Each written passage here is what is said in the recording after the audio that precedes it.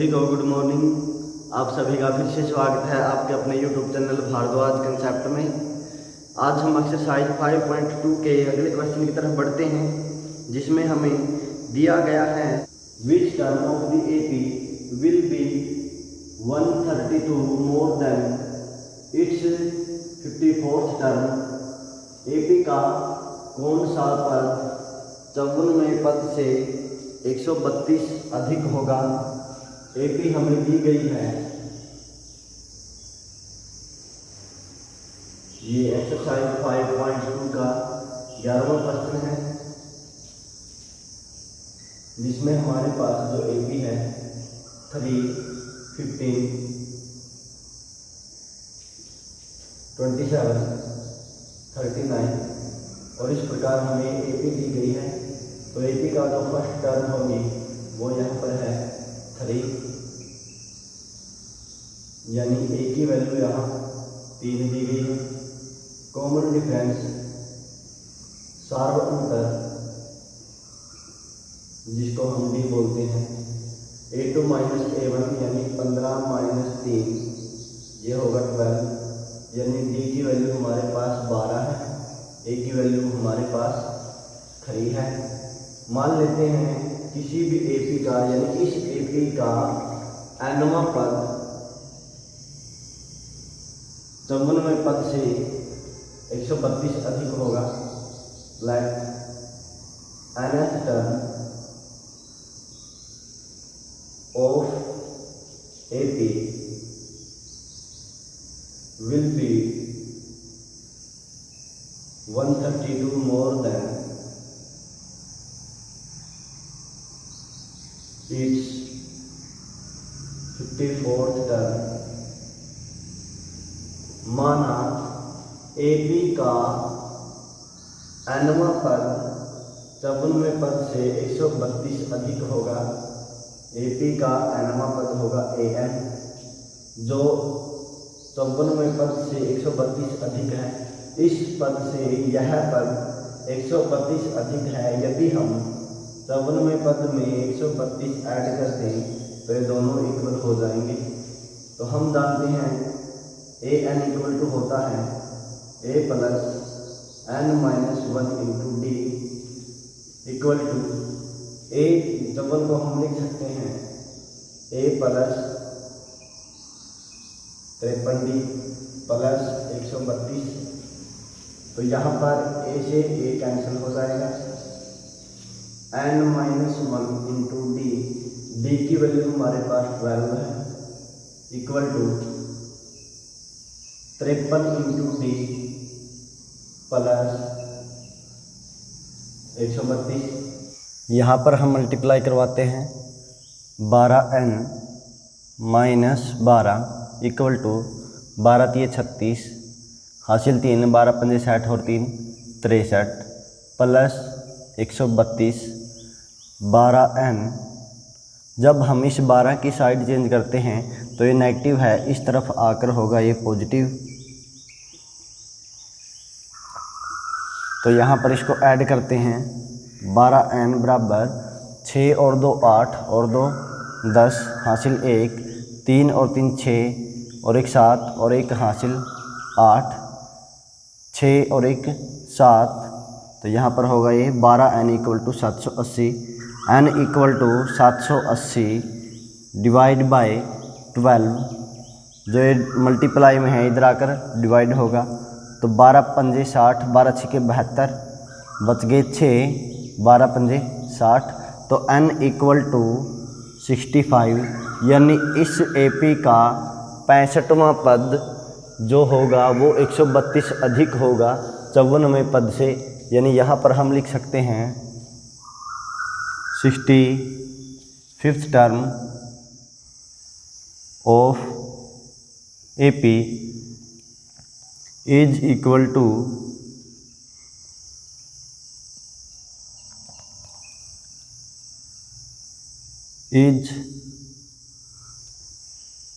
132 more then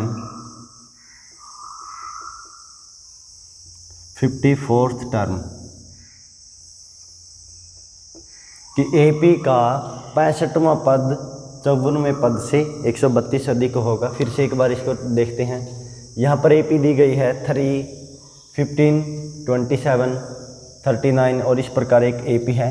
इस AP का पहला पद 3 दिया गया है, दूसरा पद 15 दिया गया है, तो कॉमन डिफरेंस होगा 15 - 3 यानी 12 होगा।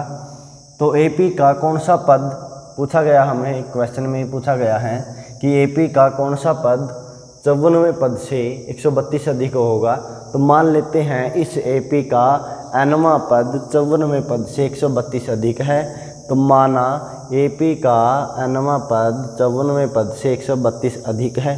तो हम जानते हैं AP का nवां पद होता है AN, जो इक्वल होगा 154वें पद से 54वें पद से 132 अधिक 54वें पद से, इससे अधिक है ये वाला पद।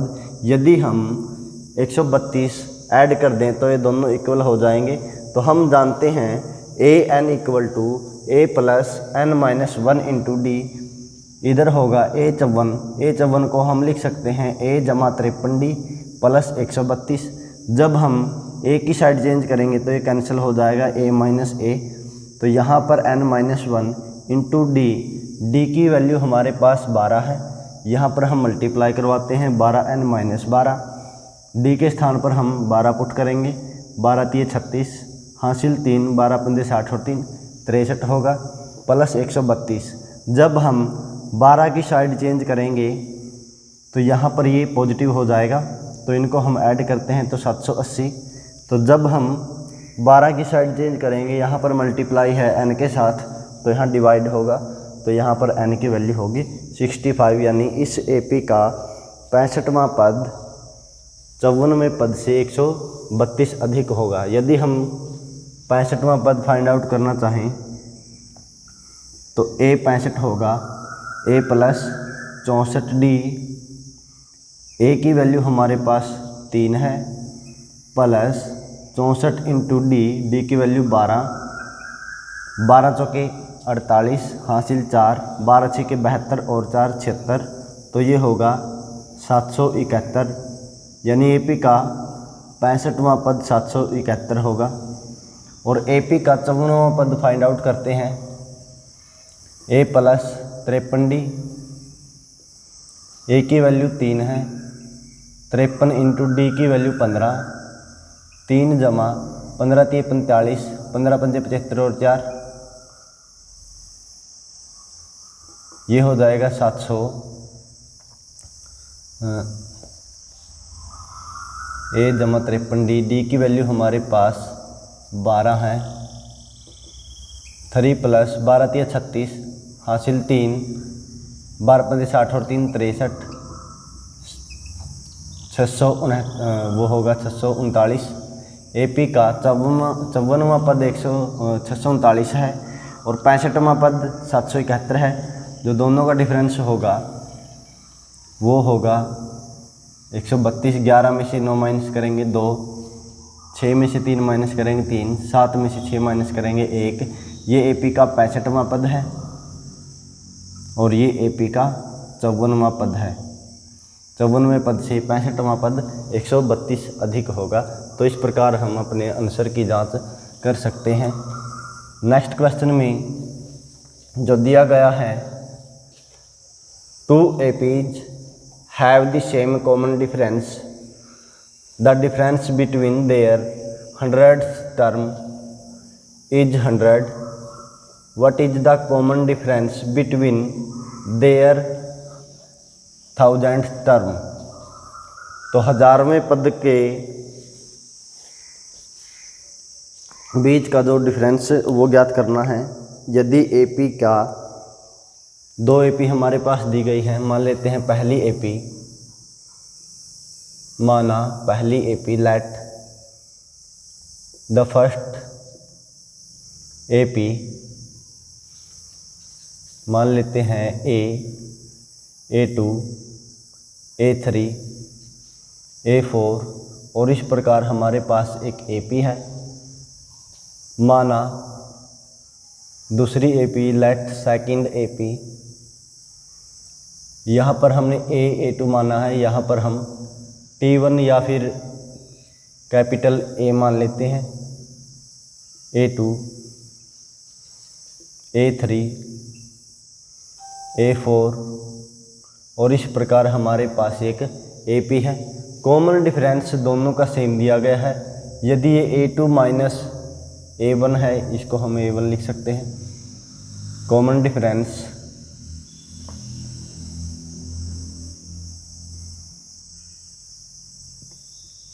इज सेम या इक्वल, दोनों का कॉमन डिफरेंस समान है, जो मान लेते हैं हम D है। AP का 100वां पद का अंतर, इन दोनों AP के 100वें पदों का अंतर 100 दिया गया है। फर्स्ट टर्म का जो AP का 100वां पद है, let 100th term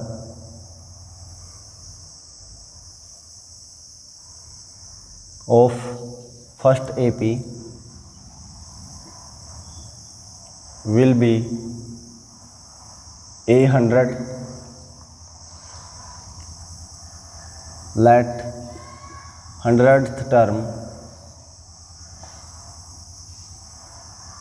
of second AP, माना AP का पहला पद, माना पहली AP का 100वां पद A100 होगा। AP दूसरी AP का 100वां पद, इसको हम कैपिटल A 100 बोलेंगे। तो इन दोनों का डिफरेंस 100 दिया गया है। इन दोनों का जो अंतर है वो क्वेश्चन में 100 दिया गया है। ये गिवन है, दिया गया है क्वेश्चन में। A100 को हम लिख सकते हैं A plus 99D equal, negative यहाँ पर माइनस होगा। AP का 100वां पद होगा A प्लस A यहाँ पर कैपिटल होगा प्लस 99D। कॉमन डिफरेंस दोनों का सेम है, यदि इसका D है तो इसका भी D होगा, विच इज इक्वल टू 100। तो A प्लस, अब यहाँ से आपने ऐसा नहीं करना कि A में से A माइनस घटाया 0, ये कैपिटल A है और ये स्मॉल a है। 99D माइनस A, माइनस और प्लस की मल्टीप्लाई माइनस होगी।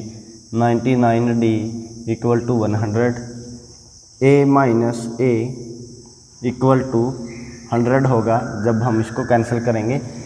99D माइनस 99D ये होगा 0, तो A minus A equal to 100। First condition से हमें ये प्राप्त होगा।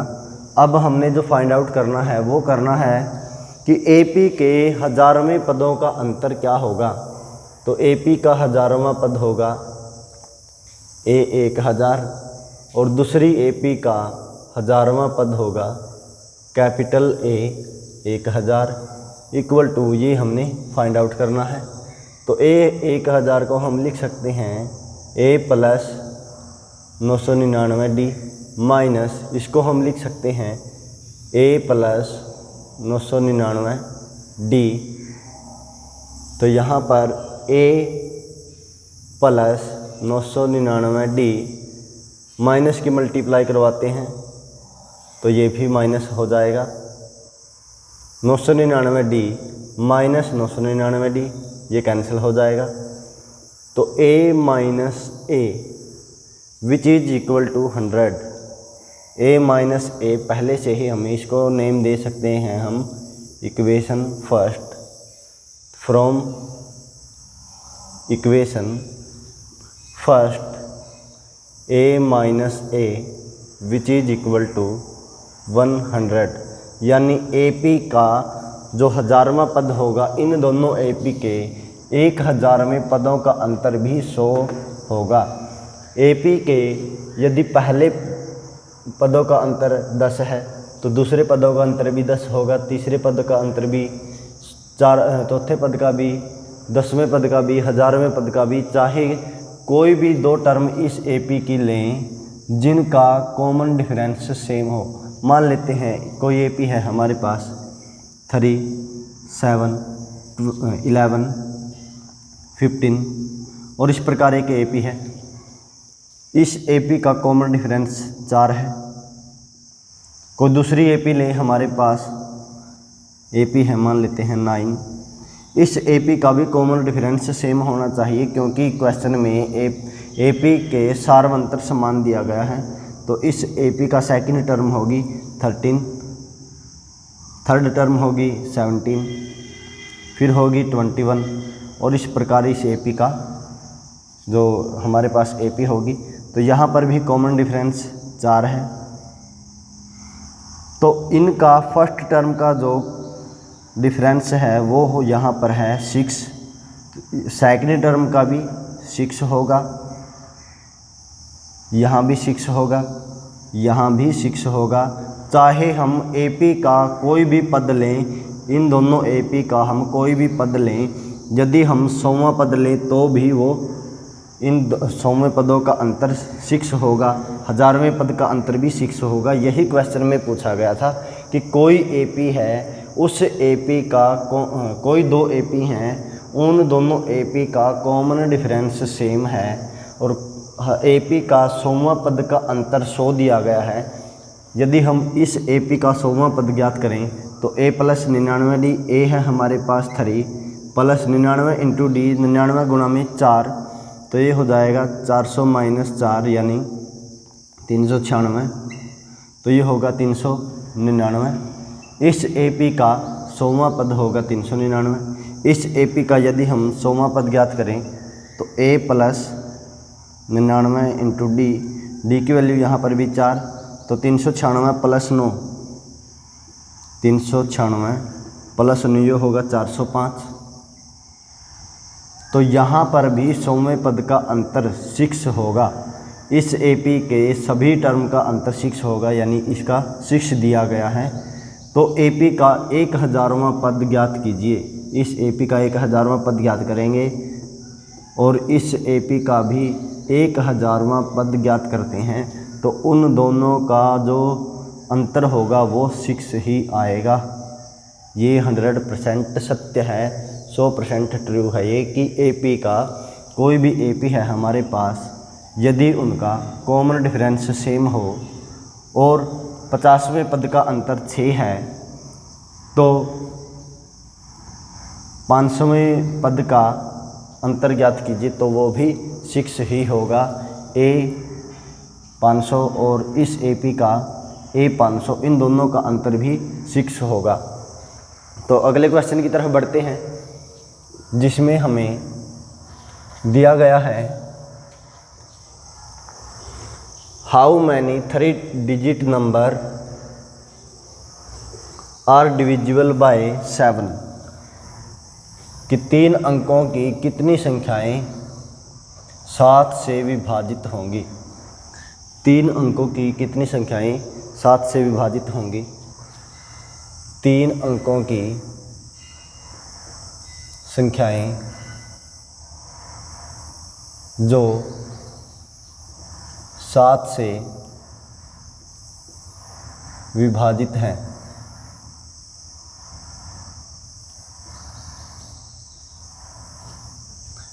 Three digit numbers divisible by 7, 3 अंकों की संख्याएं जो 7 से विभाजित हैं वो होंगी। पहली संख्या जो 3 अंकों की संख्या है वो होगी 100। 1 से लेकर 9 तक की जो संख्याएं हैं वो केवल एक डिजिट की हैं, यानी 9 अंकों की 9 संख्याएं हैं, यानी 9 नंबर हैं जो एक डिजिट के हैं। 9 संख्याएं एक अंकों की है। पहली संख्या जो 2 अंकों की है वो है 10।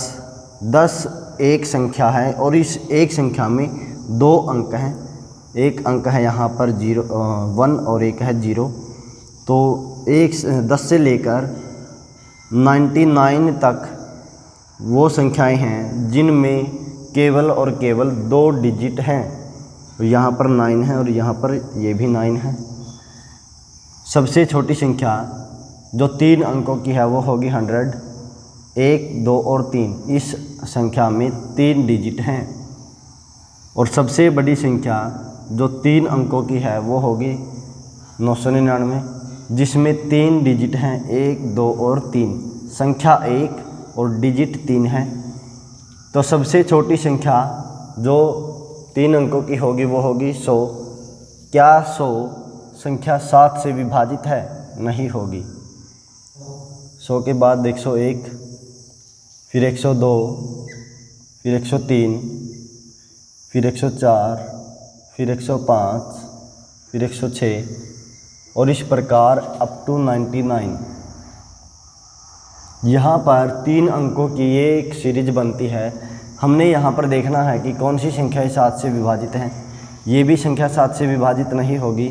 7 एकम 7, 3, फिर 31, 7 चौके 28, शेष बचता है यहाँ पर 3।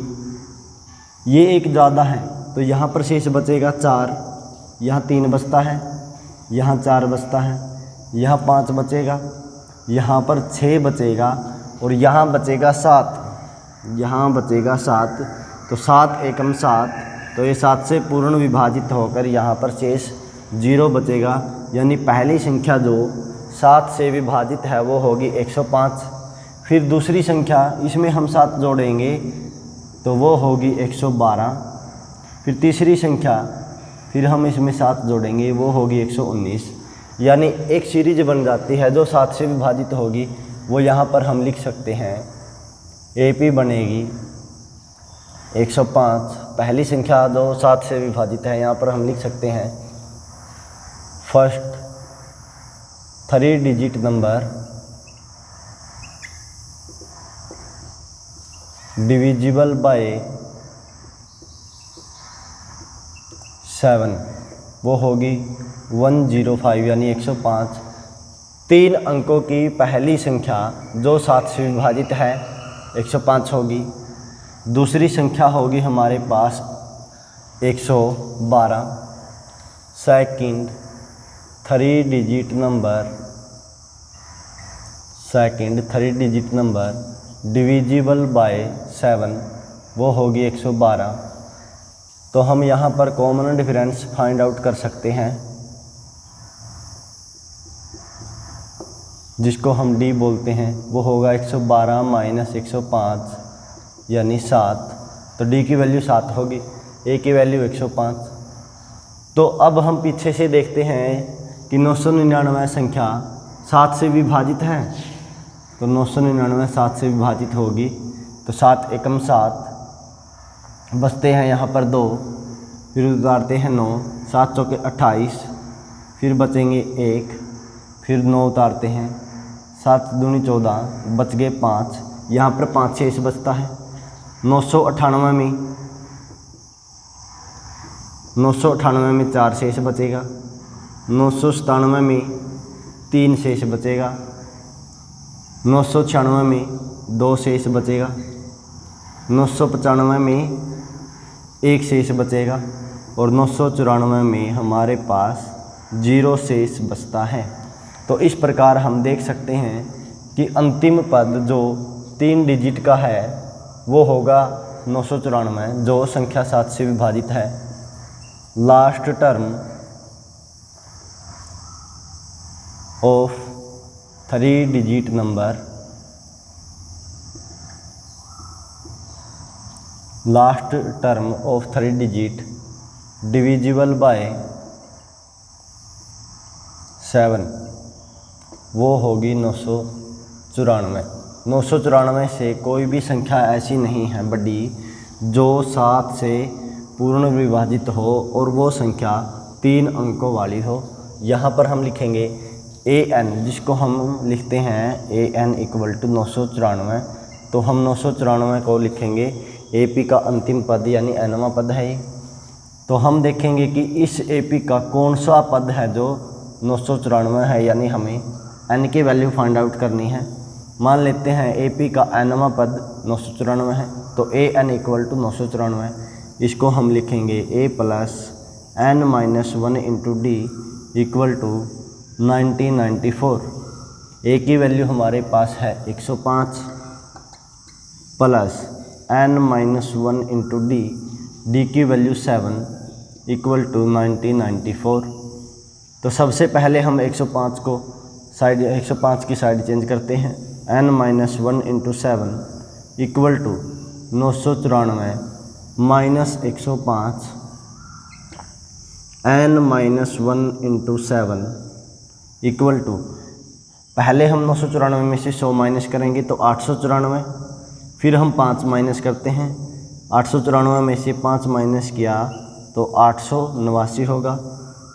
n-1 के साथ 7 मल्टीप्लाई में है, साइड चेंज करेंगे तो ये डिवाइड में होगा।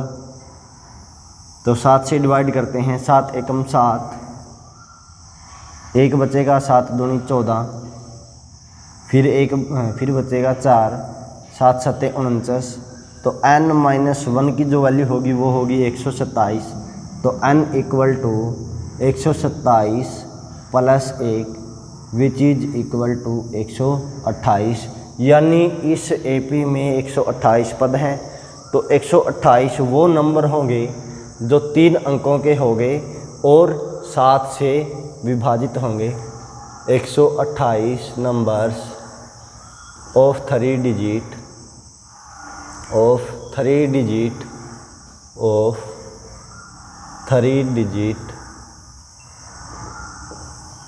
Divisible by 7। 3 अंकों की 128 संख्याएं 7 से विभाजित हैं, 7 से विभाज्य होगी। इस एपी में मान लेते हैं जो हमारे पास सीरीज बनेगी वो होगी 100, 101, 102, 103 और अप टू 99। लेकिन इस सीरीज में ना तो 100, 101, 102, 103 और 104 तक ऐसी संख्याएं हैं जो संख्या 7 से विभाजित नहीं होंगी। पहली संख्या है जो 7 से विभाजित होगी 3 अंकों की संख्या जो 105 होगी, दूसरी होगी 107, तीसरी होगी 119, चौथी फिर होगी उसमें 7 ऐड करेंगे 126। तो इस प्रकार हम कॉमन डिफरेंस फाइंड आउट करते हैं तो 7 बचेगा। और एपी का nवां पद मान लेते हैं कि 994 होगा जो 7 से पूर्ण विभाजित है। तो an का फार्मूला पुट करेंगे तो इसको आप आसानी से n की वैल्यू फाइंड आउट कर सकते हैं जो होगी 128। इस एपी में या हम बोलेंगे 3 अंकों की ऐसी संख्याएं हैं, 128 संख्या है जो 7 से पूर्ण विभाजित होगी। उम्मीद करते हैं क्वेश्चन आपको समझ आया होगा। ये क्वेश्चन हद से ज़्यादा इम्पोर्टेंट है, ये क्वेश्चन काफ़ी एग्ज़ाम में पूछा गया है। तो आगे हम बढ़ते हैं जिसमें हमें दिया गया है how many multiple of 4 lie between 10 and 250। 10 और 250 के बीच कितनी संख्याएं हैं जो 4 के गुणज है। 4 के गुणज का मतलब है कि कितनी संख्याएं हैं जो 4 से विभाजित होंगी। मान लेते हैं फर्स्ट मल्टीपल ऑफ 4, पहली संख्या लेट नहीं यहाँ पर होगा, यहाँ पर हम मानेंगे नहीं, लेकिन पहली संख्या होगी first number multiple of 4 between 10 and 250। 10 और 250 के बीच 10 और 250 के बीच पहली संख्या के बीच 4 का पहला गुणज वो होगा 4 के गुणज है जो 4 दूनी 8, 4 तीन 12, 4 चौके 16, 4 पंजे 20, 4 छक्के 24। और इस प्रकार हमें 250 तक देखने हैं कि कितने गुणज है 4 के। क्या 250 संख्या 4 से विभाजित है? 4 से विभाजित की पहचान ये है कि लास्ट 2 डिजिट से बनी जो नंबर है वो 4 से विभाजित होगी। क्या संख्या 50 4 से विभाजित है? नहीं है। 249 में हम देखेंगे कि जो 49 है वो 4 से विभाजित है? नहीं है। लेकिन 248 अंतिम संख्या होगी जो 4 से विभाजित होगी। तो यहाँ पर होगा 4 और 8 को हम काउंट नहीं करेंगे, क्योंकि क्वेश्चन में हमें 10 और 250 के बीच दिया है, तो इसलिए हम इसमें पहला पद लेंगे 12। दूसरा जो गुणज होगा यानी सेकंड मल्टीपल, दूसरा गुणज वो होगा 16। तो इस प्रकार हम कॉमन डिफरेंस फाइंड आउट करेंगे। d = 4 होगा। Let n terms n numbers are multiple of 4। माना n संख्याएं 4 से विभाजित हैं बिटवीन 10 एंड 250। 10 और 250 के बीच n के 4 के n नंबर्स हैं जो 4 के मल्टीपल हैं। तो an = होगा हमारे पास 248। तो an की वैल्यू हम जानते हैं, an = a + n - 1 × d which is equal to 248। तो यहाँ पर हम यहाँ पर हमारी AP भी लिख सकते हैं। 12, 16, 20 अप टू 248। तो A की वैल्यू 12 + n - 1 × d की वैल्यू 4 होगी equal to 248। n - 1 × 4 equal to, जो ये प्लस है इधर आकर माइनस होगा। n - 1 × 4 इक्वल टू 248 में से 12 माइनस करेंगे तो 236। n - 1 इक्वल टू n - 1 के साथ 4 मल्टीप्लाई में है, इधर आकर डिवाइड होगा। n - 1 इक्वल टू ये होगा 4 पंजे 20, 3 तो 59 होगा। n = 59 + 1 = 60, यानी n की वैल्यू होगी हमारे पास 60। और यही हमारा होगा आंसर कि 4 से विभाजित होने वाली संख्याएं जो 10 और 250 के बीच हैं वो संख्याएं हैं 60। तो 10 और 250 के बीच 4 के 60 गुणज होंगे। अगले क्वेश्चन की तरफ बढ़ते हैं। For what value of n are nth term of 2 APs, AP दी गई हैं, R इक्वल n के किस मान के लिए दी गई APs के nth टर्म इक्वल होंगे, दी गई AP के nवें पद इक्वल होंगे। तो यहाँ पर मान लेते हैं हमारे पास जो क्वेश्चन में दिया गया है वो दिया गया है फर्स्ट AP में हमारे पास है 63, 65, 67 और इस प्रकार एक AP है। सेकंड AP दी गई है 3, 10, 17 और इस प्रकार हमारे पास ये AP है। इन दोनों AP के nth टर्म बराबर होंगे तो n की वैल्यू क्या होगी? कॉमन डिफरेंस यहाँ से होगा, d की वैल्यू 2 होगी। यहाँ पर d1 इसको मान लेते हैं 7 होगी। तो nth टर्म इक्वल होंगे,